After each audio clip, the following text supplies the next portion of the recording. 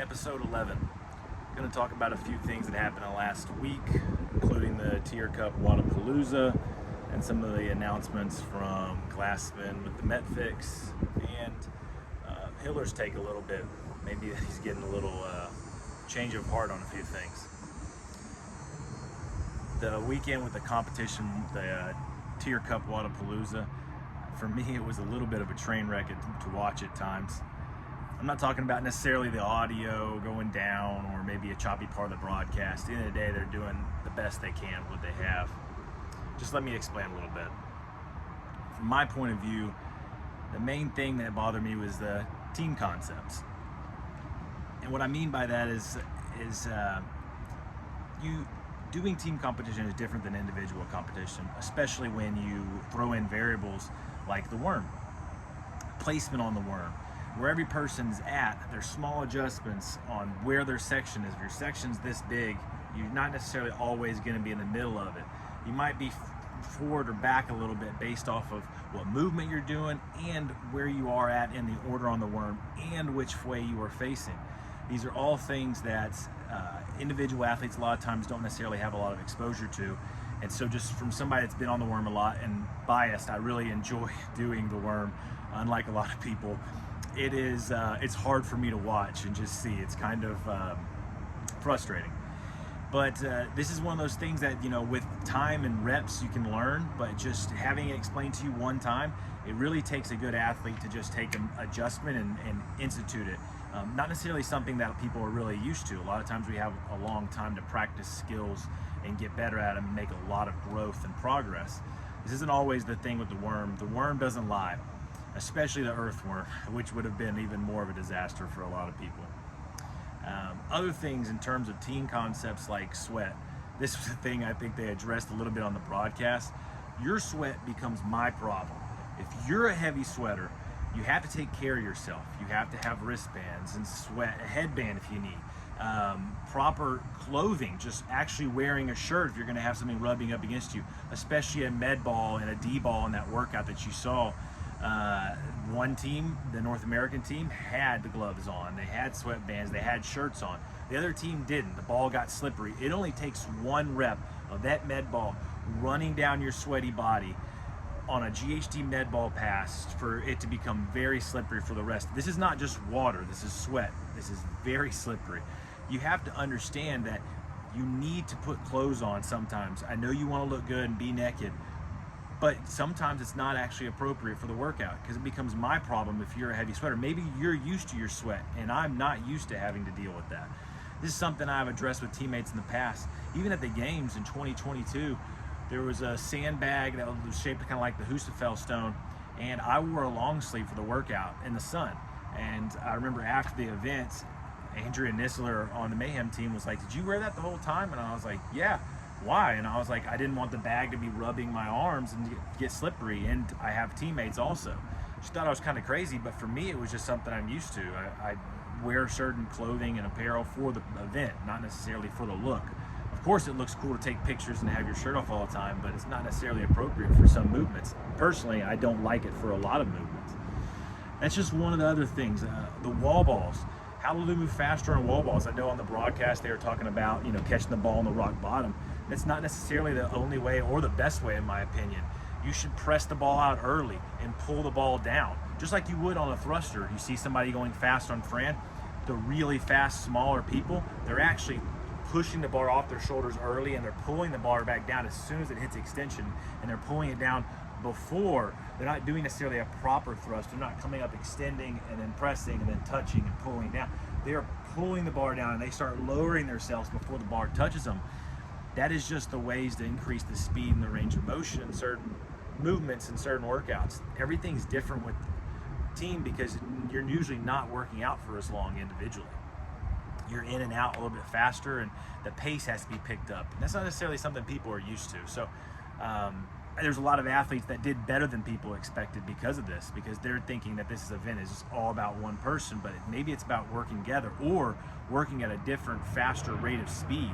I think we also saw some people be more capable of doing fast things than we're used to. So that was nice. Most people watching the events aren't going to notice a lot of things I'm talking about. or necessarily judging or looking at and assessing. My perspective is very, very skewed. I'm overly critical naturally in my personality. It just comes from my background and my experience in life. I did find the athletes to be working very hard. They were adjusting on the fly pretty well to new elements and tasks and things. They seem to be enjoying themselves, which is very, very important in these team variables, especially this kind of cup where it's some of the fittest people on the planet. And this is just one of those things that you really want to enjoy somewhat. So they made that a priority, and I think that they were successful doing that. It was great to also see, for me personally, the worm just crushing some people in their souls. Frustrating. It exposes movement mechanics. It exposes people's character to a certain degree, where how well you work with others. I personally really enjoy on the worm. I think just I can watch people do on the worm, and I can know a lot about that person, individually and team-wise, just by their movement mechanics, how they're doing things. It really exposes a lot of variables. Probably a bang for your buck, one of the best things I can watch somebody do. Moving on to programming, here's the thing. This is I'm going to talk about it. It's a little secret, I would say. Criticizing the programming is super easy to do. You always find things you agree with or disagree with, but there is one big issue. There really is never an explanation of the programming or what its desired goals are. What are you trying to accomplish in each test or overall? Simply, people don't necessarily put their cards down on the table because they don't want to hear the criticism, because it's too easy for people to come in and say, oh, you should have done this, you should have done that, and point out where maybe you fell short in your thinking. Hindsight is always 20/20 in this arena. So people are going to start, and until people start openly discussing the desired outcomes and the totality of the test, and this could even be done before the workouts take place, you're really just arguing against the air. So I'm not going to spend much time on it. As for the entertainment value and the ease of watching, I have to say it wasn't great at times. For example, the event where they were moving all the equipment down and up the beach, it left me thinking, just really, I even typed in the comments, like, what did I just watch? It was kind of like Bush League backyard stuff. You really couldn't see what was going on or who was exactly in the lead. Brian Friend was doing his best job to tell us, and probably was a lot more exciting to watch in person. It just looked like a fire drill.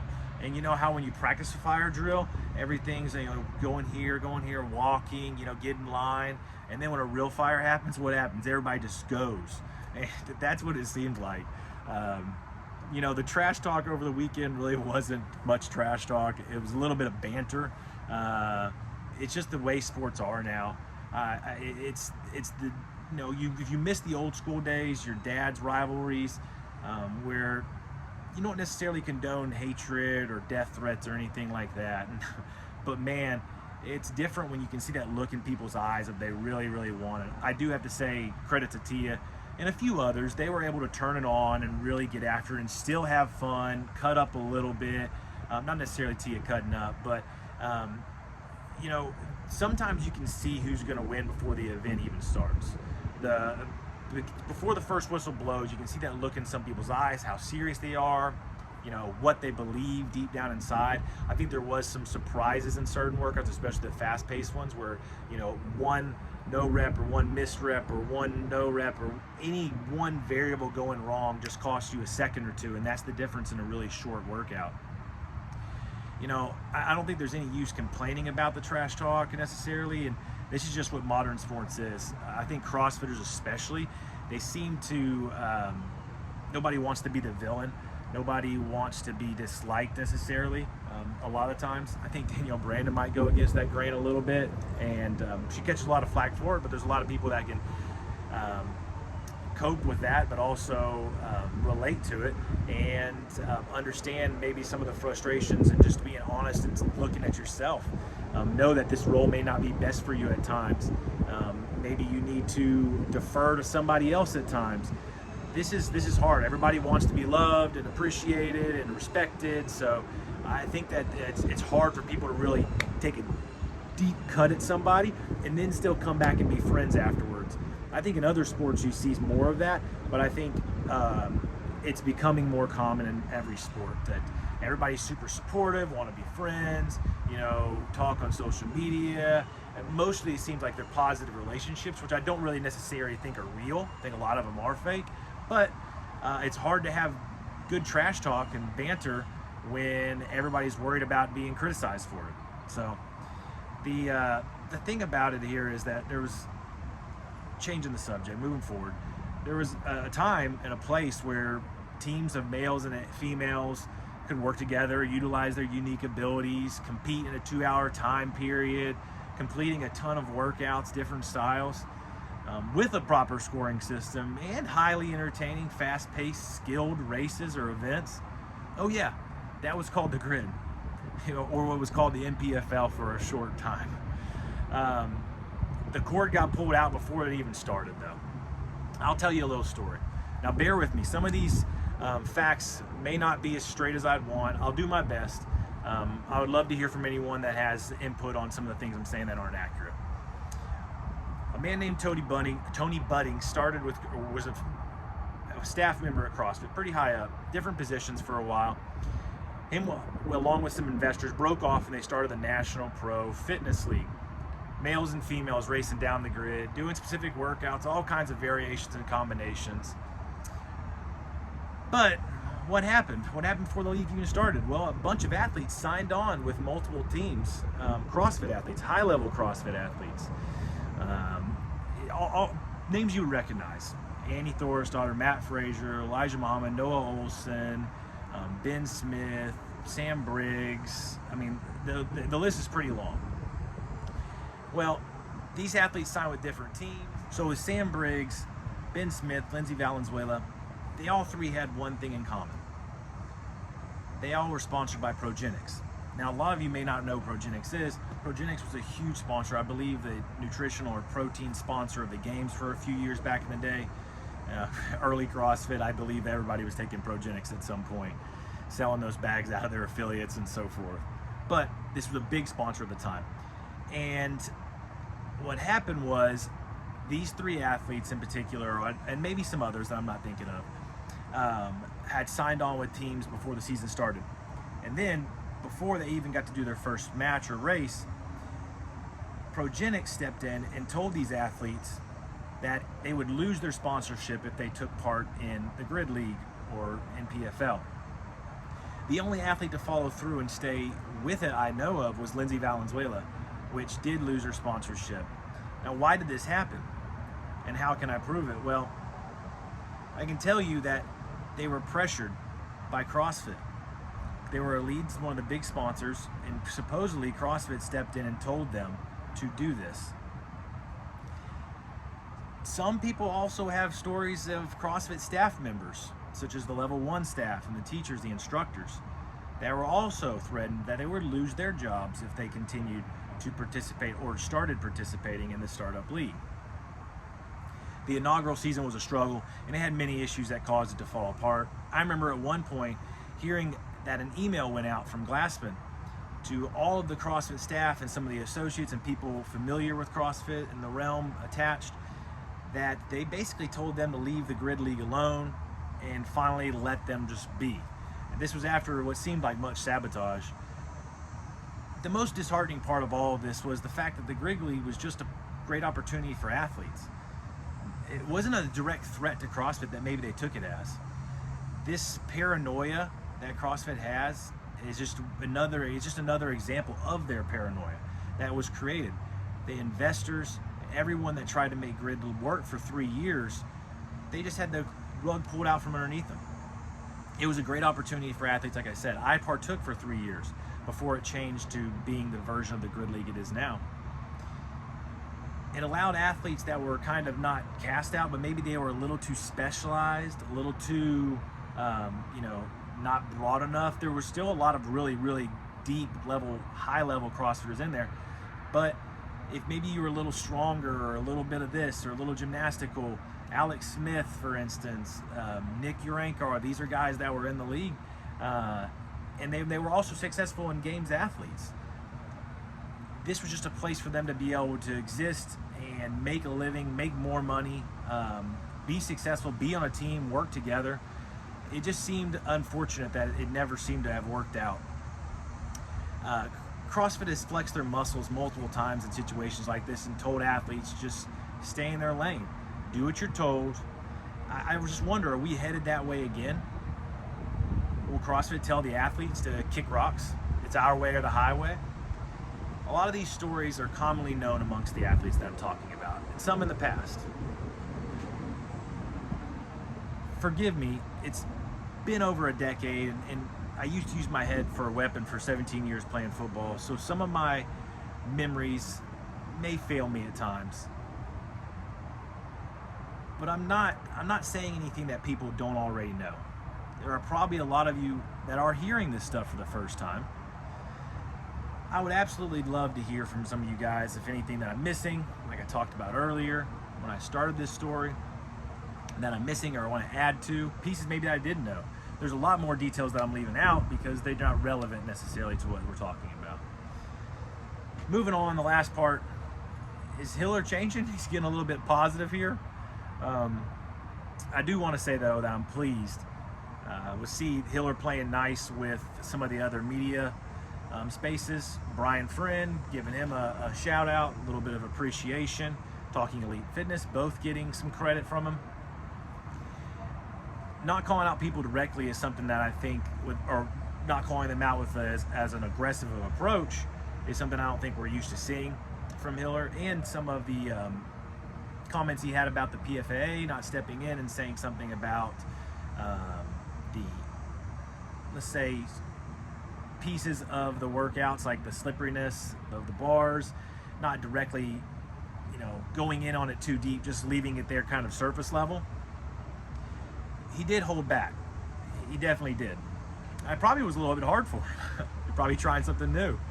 But he didn't hold back in his next video. If you guys saw, some poor soul decided to post a CrossFit Sucks video, and Hiller went in pretty deep on him, and deservingly so. The guy's stuff is terrible, and Hiller pointed out that this guy's an idiot, basically. So whatever he held in and bottled up, he definitely expressed it on somebody else. So somebody else got to be the victim instead of him calling out the PFAA, it seems like. But however, I think that we should also understand some of the answers that we see on these broadcasts, or we should get some answers for some of the things we saw on the broadcast, like the slipperiness of the conditions or the lighting, what was going on with the athletes basically chalking the whole floor and all the ramps and everything. These are things that probably should be answered somewhat publicly and should have been addressed publicly at the time. And that leaves the question, all the things with the PFAA and where it stands and where do we go from here and what's the involvement and what it should be. It brings me to my final point. I really do think this is kind of where we're headed. And what I mean by that is the athletes in both the media presence, I think they sense the uncertainty with CrossFit right now, with the game's status being kind of unknown. The athletes and the media and everybody need to kind of have an appreciation for what's being done for them. Maybe lose some of the entitlement that people have alluded to, or maybe think or have seen or experienced. We can do more together than we can apart. So working together and propping each other up is probably the more beneficial way to help everybody reach some form of potential that includes the media working together, commingling, rather than just saying, oh, this was bad, oh, that was bad. Or the athletes saying, oh, these conditions sucked, this was horrible. Maybe just have a little bit of appreciation for everything that's going on and all the people that have to work so hard to make this thing possible, including the athletes, including the judges, the volunteers. With the game status, like I said, being so unknown, and then the rise of Netflix now with Glassman, where do the athletes go? Where do they put their eggs? Are these the kind of events like Rogue Invitational, the Wadapaloozas in January, Dubai, the other big comps that fork out money? Because the athletes are going to only travel for the ability to make money, have sponsorships, to be in front of cameras and grow their own brands. Are these going to be the athletes' best chances they have moving forward to earn a living? We'll see. God bless. See you next time.